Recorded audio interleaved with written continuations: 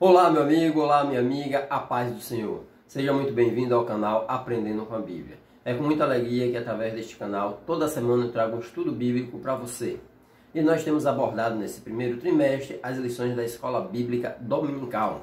Esta lição que tem por título A Raça Humana, Origem, Queda e Redenção. E nós temos chegado agora à lição de número 4, que tem como título Os Atributos do Ser Humano. É com muita alegria e satisfação que eu quero trazer esse estudo com você. E quero te pedir, se caso você ainda não seja um inscrito neste canal, que se inscreva. Meu muito obrigado a você que já se inscreveu, já deixou os seus comentários. Que Deus continue te abençoando de forma poderosa. A nossa lição, ela hoje vai falar sobre os atributos do ser humano. Nós já vimos aí a criação do primeiro homem, da primeira mulher. Vimos aí a natureza de Deus, dos anjos e também do homem. Agora chegou a parte de falarmos acerca dos atributos do ser humano. Será se o ser humano tem algum atributo? Com certeza tem, pois ele foi criado segundo a imagem e a semelhança de Deus. Deus, nós podemos ver nas lições anteriores, que Deus, ele é o Pai, ele é o Filho, ele é o Espírito Santo. E nós também somos triunos, ou seja, tricotômicos. Somos compostos por corpo, alma e espírito, semelhante ao Pai. Porém, Deus, ele é divino e nós somos apenas terrenos. Mas também somos seres espirituais, um espírito que nós recebemos do nosso próprio Deus. E acerca destas coisas nós iremos compartilhar a partir de agora através desta lição. O texto áureo da nossa lição se encontra no livro de Salmos, capítulo 32, versículo 9, que diz: Não sejais como o cavalo, nem como a mula, que não tem entendimento, cuja boca precisa de cabresto e freio, para que se não atirem a ti. A verdade prática. Criado à imagem de Deus, o homem é um ser espiritual, racional, livre e criativo. Sua missão primordial é glorificar o Criador e mantenedor de todas as coisas. A nossa leitura bíblica se encontra no livro de Romanos, capítulo 12, versículo 1 ao versículo 10. Nesta lição também temos 5 objetivos que nós iremos abordar ponto a ponto, conforme a Bíblia nos permitir. Assim diz o primeiro, é explicar a espiritualidade humana. O segundo, radiografar a racionalidade humana. Terceiro, expor a socialidade humana. Quarto, aclarar a liberdade humana. Quinto e último, pontuar o trabalho e a criatividade humana. Assim como são 5 os objetivos, a nossa lição também são divididas em 5 tópicos. Cada tópico segue também os seus subtópicos e nós podemos dizer que cada subtópico seria um ponto deste tópico. E eu quero te convidar agora, pois este material continuará sendo apresentado para você aqui do lado, onde facilitará a compreensão do estudo da Palavra de Deus. Me sinto muito alegre em ter você aqui junto comigo para aprendermos mais da parte do Senhor. Pois eu entendo que o estudo da Palavra do Senhor é para aqueles que buscam e têm sede e fome de Deus. E nós vamos perceber que o homem, ele anseia pela presença do Senhor. O ser humano, em toda a sua essência, o corpo, a alma e o espírito precisam também serem purificados para um dia nos encontrarmos com o nosso Mestre querido, Jesus Cristo. E então vamos já dar início ao nosso primeiro tópico, que tem como título A Espiritualidade Humana, que também é um dos pontos aí dos nossos objetivos a serem alcançados através desta lição. E este tópico, ele tem outros 3 pontos que nós iremos abordar. O primeiro deles é a origem divina de nosso espírito. O segundo, o anseio natural do espírito humano. O terceiro, a revivificado do espírito humano. Muito bem, vamos ao primeiro ponto. A origem divina de nosso espírito. Deus sopra o espírito no homem. Nós podemos observar isso em Gênesis capítulo 2, versículo 7, que diz: Então formou o Senhor Deus ao homem do pó da terra. Ele soprou nas narinas o fôlego de vida, e o homem passou a ser alma vivente. Pois bem, Aqui a Bíblia não está falando em uma linguagem clara que Deus tem soprado o Espírito de Deus em nossas narinas, nas narinas dos homens. Porém, se nós formos para Eclesiastes, nós vamos encontrar uma das passagens muito conhecidas dos irmãos que diz que quando o homem morre, o corpo, que é a matéria e foi feita do pó, ele volta para o pó. O Espírito, que foi Deus quem deu, volta para Deus. Nós entendemos nesta passagem que a menção soprou em suas narinas significa que Deus, a partir deste momento, ele coloca o Espírito no homem. Porque se nós formos para os originais no grego, nós vamos encontrar a palavra pneuma. Pneuma ela pode ser traduzida como sopro ou vento. Então, esta passagem que se refere a sopro, nós identificamos como a introdução do Espírito no ser humano. A partir daí, o homem, aquele boneco que foi formado segundo a aparência de Deus, ele se torna uma alma vivente. Daí partiu então o Espírito em que o homem tem, algo dado por Deus. Aliás, o nosso corpo também foi dado por Deus. Todo o nosso ser foi criado por Deus, por Ele e para Ele é que são todas as coisas. Você foi criado por Deus e você foi criado para Deus. É importante você entender isso, é importante nós ressaltarmos isso, que toda a humanidade ela foi criada para Deus. Apesar da criação ela rejeitar o seu Criador. Porém, nós que um dia recebemos a revelação do Espírito Santo, através da ministração da Palavra de Deus e do Evangelho de Jesus Cristo, nós entendemos que nós fomos feitos para Deus e por Deus. O anseio natural do espírito humano. O homem foi criado para a glória de Deus. Você foi criado para a glória de Deus. Você não foi apenas feito por Ele, mas foi feito para a glória dEle. E nós podemos encontrar isso dentro das Escrituras Sagradas. No livro de Isaías, capítulo 43, versículo 7, diz: a todos os que são chamados pelo meu nome, e os que criei para a minha glória, e que formei e fiz. Você foi criado para a glória de Deus.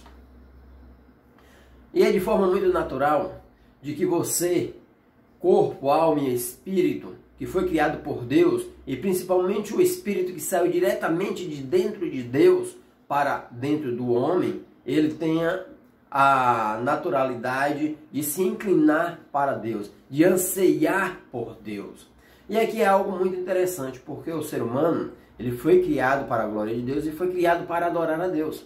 E o que eu acho interessante aqui é simplesmente que o homem, quando não encontra nada para adorá-lo, o que ele faz? Ele inventa alguma coisa e diz que aquilo é o seu Deus e passa então a adorá-lo.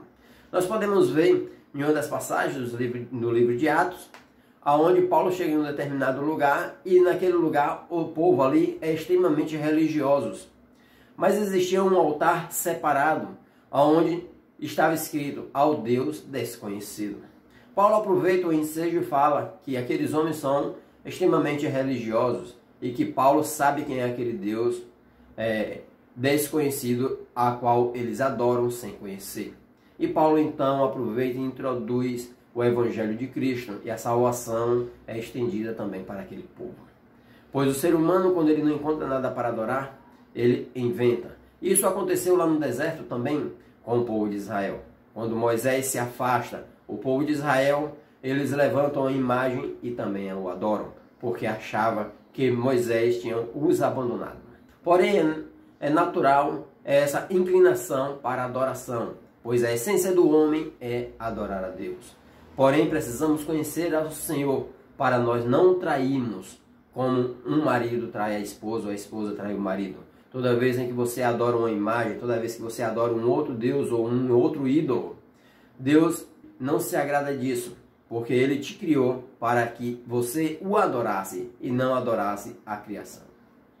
Então é de forma natural que o Espírito anseie por Deus. E o salmista no capítulo 42, versículo 1 e 2 diz: como suspira a costa pelas correntes das águas, assim por ti, ó Deus, suspira a minha alma. A minha alma tem sede de Deus, do Deus vivo. Quando irei e me verei perante a face de Deus? Aqui nós vamos perceber que o salmista, ele se refere à sua alma. Nós, nas aulas anteriores, percebemos que o corpo e a alma, ele estão inseridos dentro do homem. Aliás, o espírito e alma é o seu conteúdo. O nosso corpo é apenas a matéria física, a casa, a habitação, tanto do corpo quanto da alma. E a parte imaterial, ela anseia pela presença de Deus. Ela busca a presença de Deus de forma desesperada. Há uma guerra entre o espírito e o corpo. Ou melhor, não era para ser assim.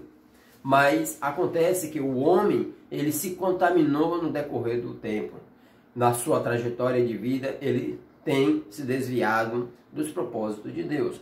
E esse desviar-se, ele se acostumou com o pecado, a ponto do pecado atraí-lo, a ponto do pecado convencê-lo de que aquilo é melhor para ele. Então, enquanto o corpo e os desejos carnais nos inclinamos para o pecado, o espírito ele fica triste.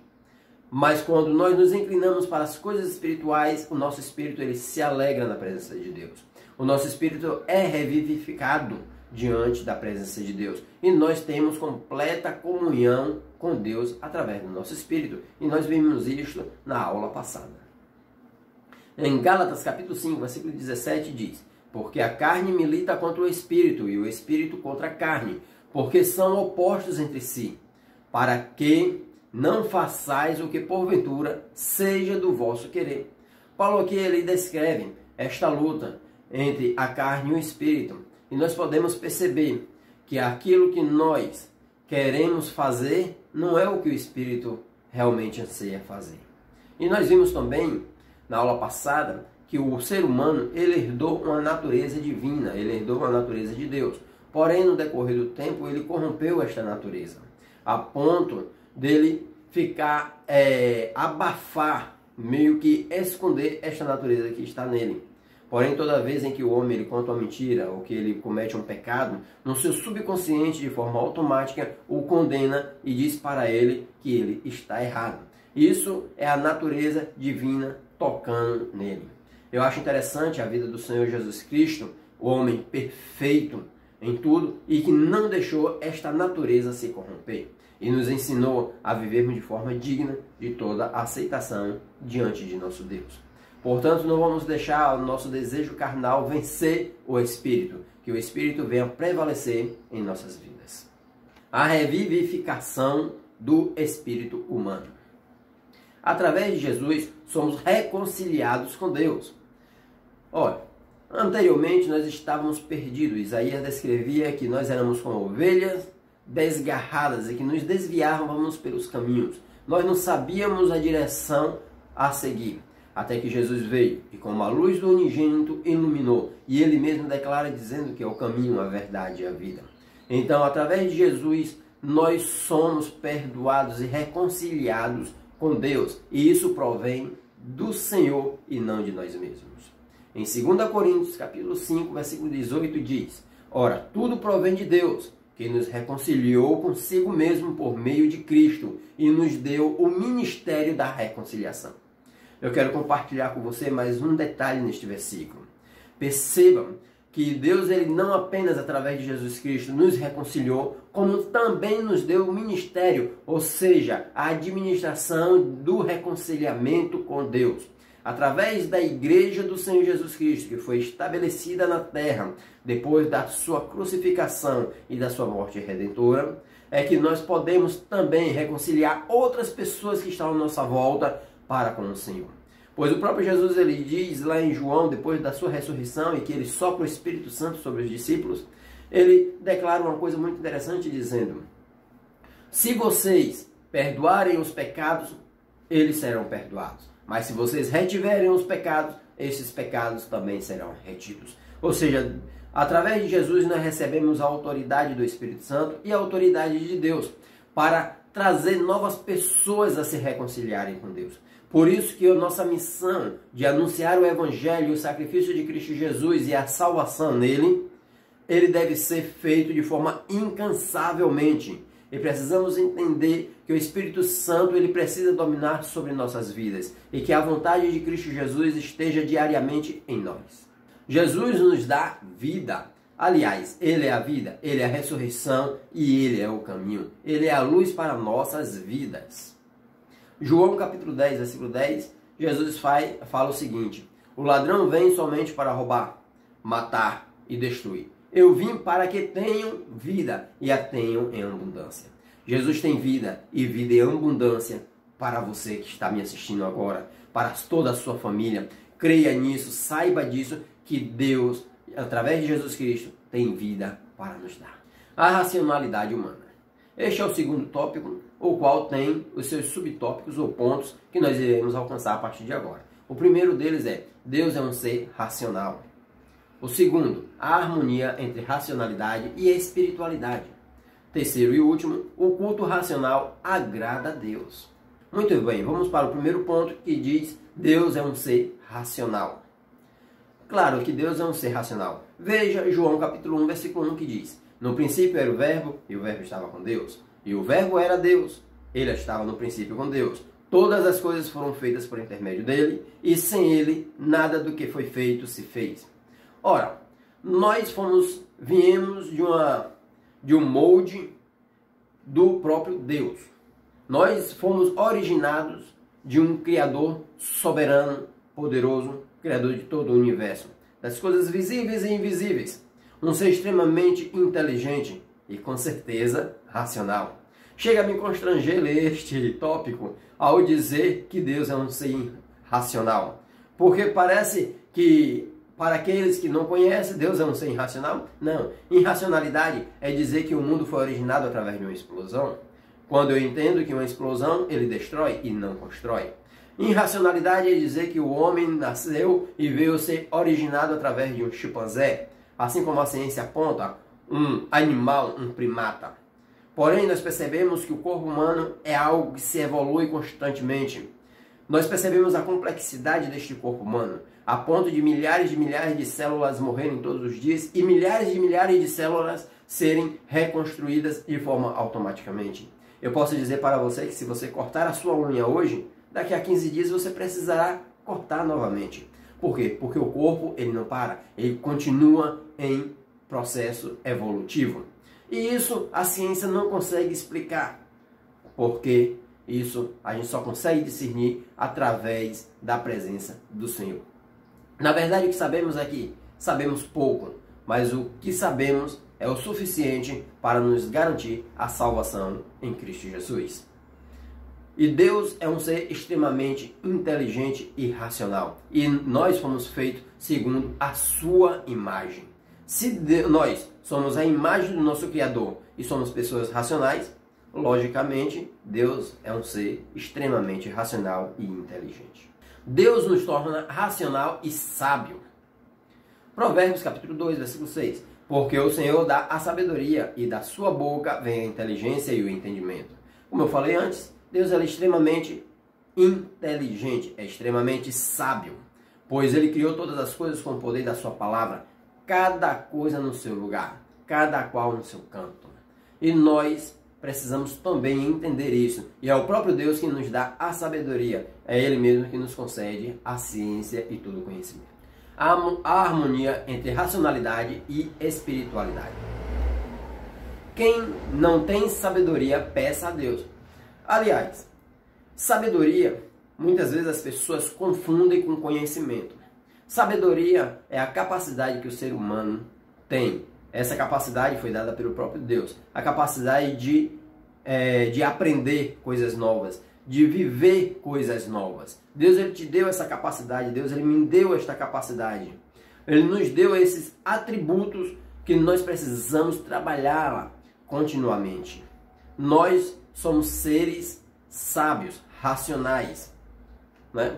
E aqui em Tiago capítulo 1, versículo 5, diz assim: se, porém, algum de vós necessita de sabedoria, peça a Deus, que a todos dá liberalmente, e nada lhe impropera, e ser-lhe-á concedida. Se você acredita que é uma pessoa que não tem sabedoria, você pode dobrar os seus joelhos, clamar ao Senhor, e Deus, Ele te capacitará conforme a sua vontade. Não basta apenas sabedoria, temos que ser pessoas espirituais. Com certeza. Não adianta você ser sábio e ganhar toda a humanidade e, por fim, perder a sua vida. A vida aqui em que eu me refiro é a sua salvação. é a segunda morte. Não a morte carnal, mas a morte do corpo, alma e espírito. O qual o próprio Jesus ele falou: temais não ao homem que pode matar apenas o corpo, mas temei aquele que pode tanto matar o corpo como a alma e fazê-los queimar no inferno. Em 1 Coríntios capítulo 2, versículo 14 diz: ora, o homem natural não aceita as coisas do Espírito de Deus, porque lhes são loucura, e não pode entendê-las, porque elas se discernem espiritualmente. Porém, o homem espiritual julga todas as coisas, mas ele mesmo não é julgado por ninguém. Aqui nós percebemos que há uma necessidade de nós sermos pessoas espirituais. Não adianta você ter o conhecimento e a sabedoria se você não tem o Espírito de Deus em sua vida. Porque o próprio Jesus ele disse que o Espírito Santo que viria morar e habitar em nós, este Espírito Santo nos testificaria acerca daquele que o enviou. Jesus enviou o Espírito Santo para a igreja. Então, se você não é uma pessoa espiritual, jamais você conhecerá ou entenderá as coisas de Deus, porque ela só consegue ser discernida de forma espiritualmente. Por isso que quando nós somos pessoas espirituais, as pessoas que não conhecem a Deus, passam do lado de fora, vê a gente glorificando a Deus dentro de uma igreja, orando, falando em línguas, as pessoas eles nos chamam de loucos, porque eles não entendem. Porém, nós que somos espirituais, a todas as coisas conseguimos discernir, porque nós somos pessoas espirituais e temos recebido o Espírito Santo de Deus. O culto racional agrada a Deus, com certeza. As pessoas acham que pular e rodapiar, isso é algo racional, mas eu não vejo assim, eu não vejo como algo racional, eu vejo como algo irracional. Porque se nós formos para a palavra de Deus, nós vamos encontrar aqui em Romanos capítulo 12, versículo 1. Rogo-vos, pois, irmãos, pelas misericórdias de Deus, que apresenteis o vosso corpo por sacrifício vivo, santo e agradável a Deus, que é o vosso culto racional. O culto racional ele é estabelecido por uma série de liturgias, oração, louvores e ministração da palavra. Tudo que passar disso já não é mais um culto racional. Geralmente as pessoas pulam, rodopiam assim, torta. Eu não consigo ver o Espírito de Deus agindo desta forma. Muito pelo contrário, eu vejo o Espírito Santo agindo de uma forma totalmente organizada. Deus ele não invade nem rouba a consciência de ninguém. Deus ele não é um invasor. A Bíblia diz que ele está à porta e bate. Se você ouvir a voz dele e abrir a porta, então ele entra, ceará contigo e você ceará com ele. Deus ele bate na porta, ele não arromba a porta. Deus ele entra pela porta, ele não entra pelo telhado ou pela janela. Você é quem tem que convidar o Senhor para entrar. E então você com certeza irá prestar um culto racional. Quer dizer, irmão, que eu não posso pular na presença de Deus? Ou eu não posso dançar na presença de Deus? Pode sim, e até deve. Você pode louvar, cantar, gritar e exaltar o santo nome do Senhor. Mas você jamais poderá perder a sua consciência a ponto de fazer coisas que irá escandalizar o santo nome do Senhor Jesus Cristo. Isso não é algo racional.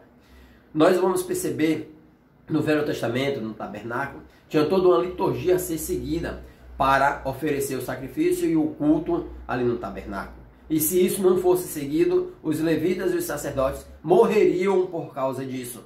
Imagine só se isso acontecesse nos dias atuais. Estaríamos todos mortos. Precisamos conhecer a Deus para cultuá-lo. Com certeza, quando você conhece a Deus, então você vai saber como cultuá-lo. E o próprio Jesus ele falou isso em João capítulo 4, versículo 22. Vós adorais o que não conheceis. Nós adoramos o que conhecemos, porque a salvação vem dos judeus. O mundo, ele não sabe adorar a Deus, porque não conhece a Deus, porque a salvação é para a igreja. E isso está disponível também para o mundo, com certeza. Porém, enquanto o mundo não fizer parte da igreja de Cristo, eles estão perdidos. Eles não fazem parte da salvação. Infelizmente, é uma palavra até considerada dura, mas é a verdade. É a palavra de Deus que nos declara tais verdades. Pois os pecadores, eles não herdarão o reino dos céus. Só herdarão o reino dos céus aqueles que fazem a vontade de Jesus. Conhecer a Deus e a Jesus é a vida eterna. As pessoas costumam dizer, eu tenho Jesus no meu coração. Mas você obedece a Ele? Você sabe quais são os seus mandamentos? Você realmente tem amado a Jesus? Jesus disse que todo aquele que o ama, guarda os seus mandamentos. Aí eu faço um desafio para você que está me assistindo agora. Eu acredito que você é uma pessoa assídua na palavra de Deus. Você é uma pessoa que se interessa por aprender mais de Deus. Mas a pergunta em que eu lanço para você é: você tem amado a palavra de Deus a ponto de negar a si mesmo e tomar a sua cruz e seguir os passos de Jesus? Essa é uma pergunta que eu remeto a você e também à minha pessoa. E conhecer a Jesus é a vida eterna. Ele mesmo declara dizendo: e a vida eterna é esta, que te conheçam a ti, o único Deus verdadeiro, e a Jesus Cristo, a quem enviaste. Tem pessoas que não acreditam no senhorio de Cristo. E eles simplesmente condenam, dizendo que Jesus é apenas uma criatura, uma mera criatura. Eles desconstroem todo um trabalho de salvação e de misericórdia enviada por Deus através de Jesus. Eles não entendem que Jesus é digno de toda a honra, toda a glória e todo louvor. E Jesus é o Deus da nossa salvação. Eles ainda não entenderam isso. E você precisa entender que a vida eterna consiste em não só conhecer ao Pai, mas também em conhecer ao Filho. Porque ninguém vai ao Pai senão através do Filho, que é Jesus Cristo. Terceiro tópico: a sociabilidade humana. Neste tópico temos outros 3 subtópicos que nós iremos alcançar. A primeiro é: a solidão é nociva ao ser humano. Segundo, a família é a origem da sociedade humana. Terceiro, a Igreja de Cristo, a sociedade perfeita. Vamos ao primeiro ponto. A solidão é nociva ao ser humano. Primeiro, Deus ele nunca quis que o homem vivesse só. Perceba que quando Deus ele criou a terra, Deus ele criou a luz e disse: é boa a luz. Viu Deus que era bom. Deus criou o firmamento e a superfície e Deus disse que isso era bom. Deus criou os animais e Deus disse que isso era bom. Porém, quando Deus terminou de criar o homem, ele observou para o homem e disse: não é bom que o homem esteja só. Perceba em Gênesis capítulo 2, versículo 18. Disse mais o Senhor Deus: não é bom que o homem esteja só. Far-lhe-ei uma auxiliadora que lhe seja idônea. Aqui nós percebemos o seguinte: que Deus viu que tudo era bom, menos que o homem estivesse só. Porque Deus ele não queria apenas ter um filho, ele não queria ter apenas você como filho, mas ele queria me ter também como filho. E ele sabia que ele precisaria de ter uma pessoa ao lado deste homem para que o seu propósito fosse concretizado. Pois Deus ele já tinha escolhido tanto o homem quanto a mulher para serem seus filhos amados e que estivessem diante da sua presença, administrando toda a sua criação e para toda a sua glória. Então Deus ele vai lá de uma das costelas do homem, cria a mulher e o entrega a Adão. Pois Deus ele nunca quis que o homem vivesse de forma isolada. Deus viu que isso não era bom. É melhor 2 do que 1, com certeza. E quem diz isso é o sábio Salomão. Em Eclesiastes capítulo 4, versículo 9 diz: melhor é serem 2 do que 1, porque tem melhor paga do seu trabalho. Porque se caírem um, levanta o companheiro. Ai, porém, do que estiver só, pois caindo não haverá quem o levante. Perceba que se você estiver trabalhando, fazendo um trabalho árduo, e tiver uma pessoa para lhe ajudar, esse trabalho ele vai ficar mais leve. Você poderá dividir este trabalho. Também se você estiver em um lugar deserto, e você estiver sozinho, tropeçar e cair, quem te ajudará a se levantar? Porém, se estiver com mais alguém, esse alguém irá te ajudar a continuar a caminhada. Assim é a Igreja do Senhor, formada por muitos membros que compõem o corpo de Cristo. Nós, de formas individuais, somos membros, mas juntos somos o corpo de Cristo. E sendo o corpo de Cristo, nós entendemos que necessitamos uns dos outros para continuar a caminhada.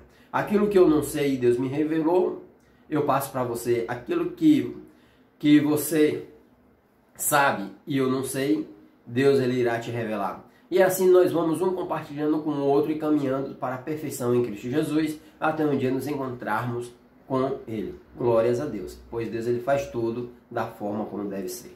A família é a origem da sociedade. Deus manda se multiplicar. Gênesis capítulo 1, versículo 28 diz: e Deus os abençoou e lhes disse: sede fecundos, multiplicai-vos, enchei a terra e sujeitai-a, dominai sobre os peixes do mar, sobre as aves dos céus e sobre todo animal que rasteja pela terra. Deus, ele foi o primeiro pastor, digamos assim, né? O primeiro pastor, o primeiro celebrante de um casamento. Deus ele instituiu através do homem e da mulher a família. E Deus disse, olha, agora vocês vão frutificar, vocês vão ter filhos, vocês vão multiplicar e encher a terra. Vocês agora são carne da sua carne e osso do seu osso. Ambos se completarão. E a família é o primeiro projeto de Deus. A sua família é algo extremamente precioso aos olhos do Senhor. A minha família é preciosa aos olhos do Senhor, porque ela é projeto de Deus. O casamento, ele é digno de toda a honra. A Bíblia aponta o casamento como o matrimônio digno de toda a honra sobre todo e qualquer outro tipo de instituição, seja ela religiosa ou filantrópica. Não importa, Deus escolheu você e a sua família com honras. Perceba o que Hebreus capítulo 13, versículo 4 diz. Digno de honra entre todos seja o matrimônio, bem como o leito, sem mácula, porque Deus julgará os impuros e adúlteros. Deus ele não consente na traição, ele não concorda com a separação. Deus ele uniu você e sua esposa, o seu esposo, para viverem unidos em união até que a morte os separe. A Igreja de Cristo, a sociedade perfeita. Vale ressaltar um ponto aqui do último tópico que nós estudamos, acerca do casamento. Algumas pessoas acreditam que o casamento é um pedaço de papel em que se tira no fórum, porém este não é o casamento. O casamento é a união de um homem e de uma mulher, onde através deles Deus constitui uma família. Através dele Deus constitui agora um matrimônio imaculado que é digno de toda a honra sobre todas as instituições de todo o universo, que é o casamento. E voltando aqui ao terceiro subtópico, nós vamos encontrar aqui que nós precisamos cooperar uns com os outros, pois estaremos falando sobre a sociedade perfeita. Jesus disse, vós sereis meus discípulos quando amares uns aos outros. Então, nós seremos discípulos de Cristo quando nós aprendermos a amarmos os nossos irmãos e preferir honrá-los, aqueles que estão no meio da irmandade. Em Efésios capítulo 4, versículo 16, tem algo muito interessante que eu quero compartilhar com você. Diz assim, de quem todo o corpo bem, Efésios 4,16, de quem todo o corpo bem ajustado e consolidado pelo auxílio de toda a junta, segundo a justa cooperação de cada parte, efetua o seu próprio aumento para a edificação de si mesmo em amor. Ou seja, a edificação da igreja depende dessa união, desse entrelaçamento. Nós percebemos que o que liga as nossas juntas umas às outras é através dos tendões, através do tecido, através dos músculos. E Paulo ele fala que nós precisamos estar unidos, assim como o corpo junta uma junta a outra. Se um braço quer ir para a esquerda e o outro quer ir para a direita, eles se dividem, esse corpo não pode subsistir, ele se quebra. Porém, nós estamos falando do corpo de Cristo aqui, da igreja, criada e levantada pelo Senhor da glória, para salvar a humanidade do seu pecado, para que através da igreja esse povo viesse se encontrar com Cristo e tivesse os seus pecados perdoados. Veja aqui botei aí em vermelho, né? Tinham tudo em comum. Algo extraordinário era o amor dos primeiros irmãos. Veja o que eles faziam. Atos dos Apóstolos, capítulo 4, versículo 32. Da multidão dos que creram era o coração e a alma. Ninguém considerava exclusivamente sua nenhuma das coisas que possuíam. Tudo, porém, lhes eram comum. Aqui nós vamos ver o amor. No meio da igreja da antiguidade, logo nos primeiros irmãos, não tinha irmãos passando fome. Sabe o que acontecia ali? Os irmãos vendiam as suas propriedades, traziam o dinheiro, colocavam na mão dos apóstolos, ou seja, dos pastores, e estes repartiam aqueles recursos segundo a necessidade de cada um que tinham. O quarto e último tópico, a liberdade humana. E aqui vamos ver alguns tópicos. O primeiro dele é o livre-arbítrio.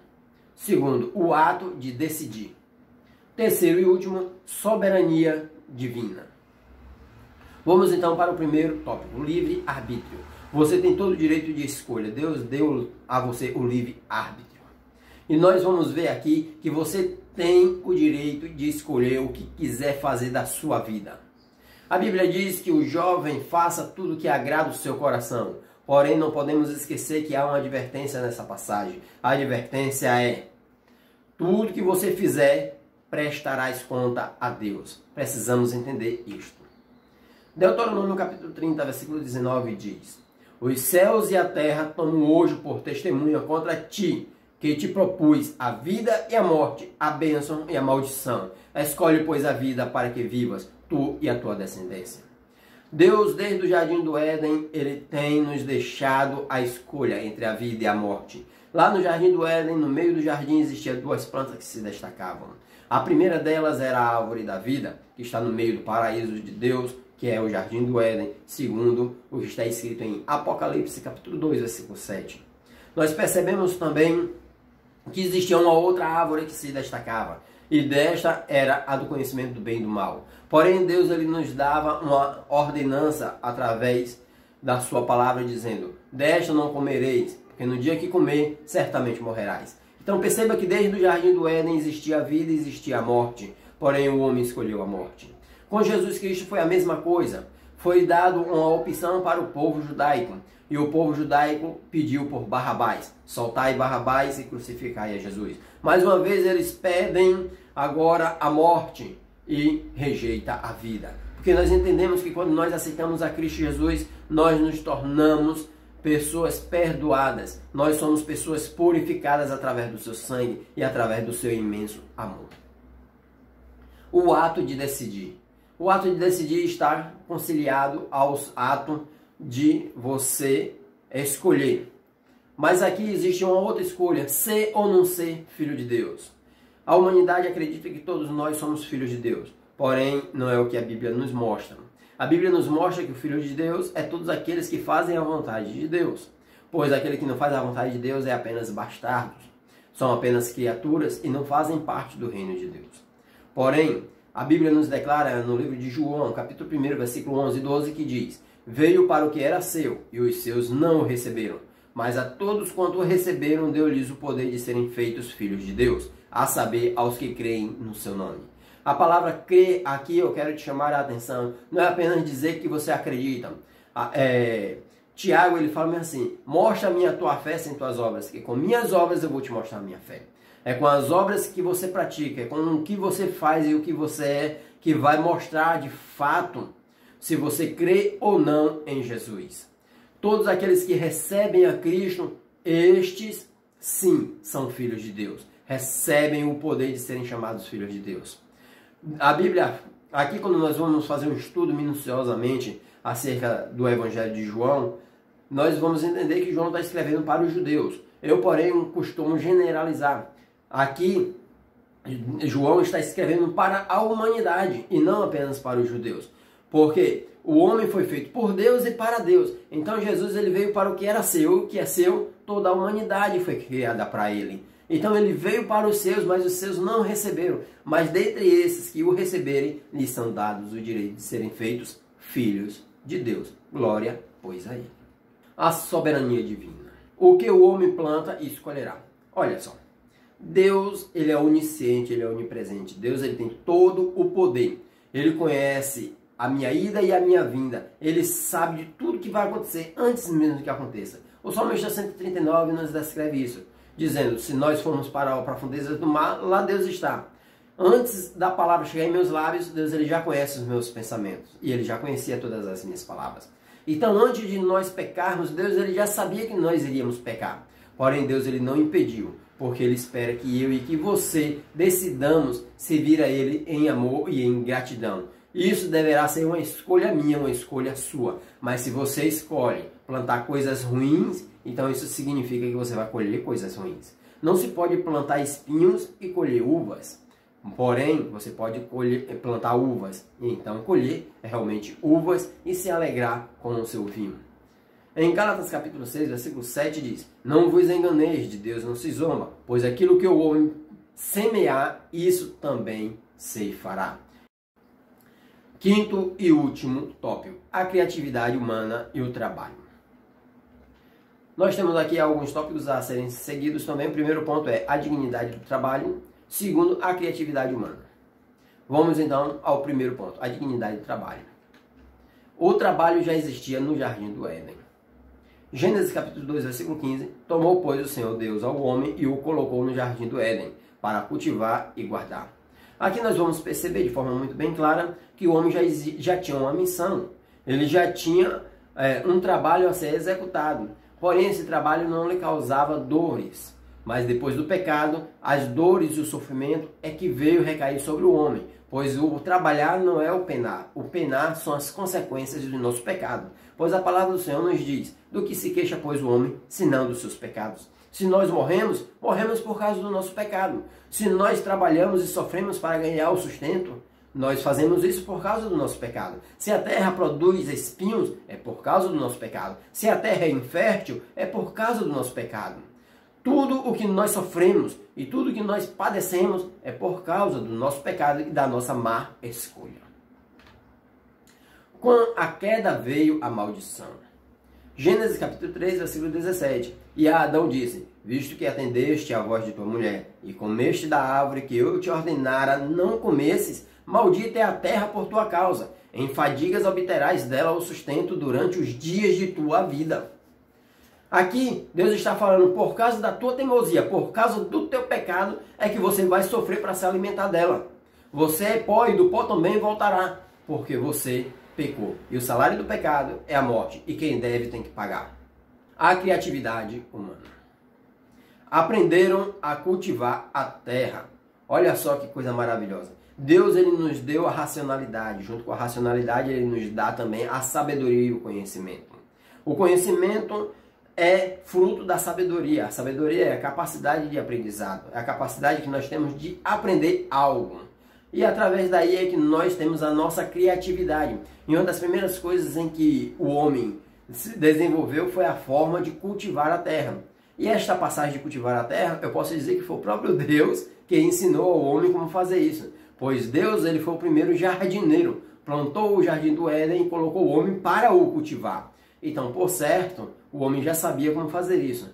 Porém, depois da queda, o homem conseguiu fazer objetos e ferramentas que vieram agora a ajudar, a auxiliá-lo na cultivação da terra e do plantio. E então nós percebemos aí, logo no início, em Gênesis ainda, em Gênesis capítulo 4, versículo 2 diz: depois deu à luz a Abel, seu irmão. Abel foi pastor de ovelhas e Caim, lavrador. Então aqui nós percebemos que um era pastor, o outro era lavrador e depois veio os caçadores, enfim. O homem passou a evoluir, porque Deus deu a ele a capacidade de aprendizado e a criatividade. A ciência se multiplica. Isso foi algo que o próprio Daniel, ele profetizou, dizendo: tu, porém, Daniel, encerra as palavras e sela o livro, até o tempo do fim. Muitos o esquadriarão e o saber se multiplicará. Então a ciência e o conhecimento, até a vinda do Senhor Jesus Cristo, ele crescerá de forma assustadora. Nós percebemos que as viagens anteriormente eram feitas a pé, depois por camelos e carruagens, e levavam dias para nós chegarmos a um determinado lugar. Hoje, em apenas minutos, nós podemos dar a volta ao mundo através de uma viagem aérea, através de uma viagem ferroviária, ou até mesmo nas BR através de veículos. Nós percebemos que a ciência está crescendo de forma assustadora. Afinal de contas, se não fosse por causa da tecnologia, você não estaria assistindo este vídeo. E aliás, você já se inscreveu neste canal? É com muito prazer e muita gratidão que eu trago estas verdades para você. Estamos chegando ao final de mais uma lição. Me perdoe se desta vez eu fui um pouco mais rápido, é porque a lição ela é grande. E como é um vídeo para o YouTube, nós não podemos nos estender tanto. Que Deus os abençoe, em nome de Jesus, e fica com o Senhor.